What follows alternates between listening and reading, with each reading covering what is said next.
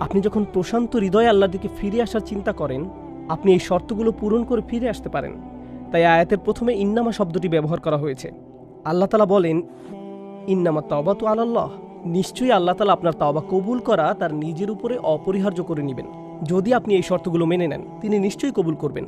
লিল্লাযীনা ইয়া'মালুনা সুআ বিজাহালাতিন, এই তাওবা গ্রহণযোগ্য হবে তাদের জন্য, এই তাওবা গ্রহণযোগ্য হবে তাদের জন্য যারা কুৎসিত, ঘৃণ্য, জঘন্য পাপ কাজ করে। এই সবগুলোই সু এর অর্থ হিসেবে ব্যবহৃত হতে পারে। আর বিজাহালাতিন অর্থাৎ অপ্রতিরোধ্য আবেগের বশবর্তী হয়ে, যেমন কুকর্মে প্ররোচনা, রাগের বশবর্তী হয়ে, হতাশার আগুনে পুড়ে, অথবা এমন কোনো শক্তিশালী মানবিক অনুভূতি যা ওই মুহূর্তে আপনার উপর বিজয়ী হয়েছিল, তারপর তারা ওই পাপ কাজে লিপ্ত হয়ে পড়েছে। এটা হলো জাহালা।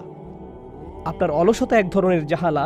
আপনার ফজরের নামাজ বাদ যাচ্ছে শুধু আপনার অলসতার জন্য। আপনার ক্রোধ এক ধরনের জাহালা, যখন আপনি আপনার পিতামাতার উপরে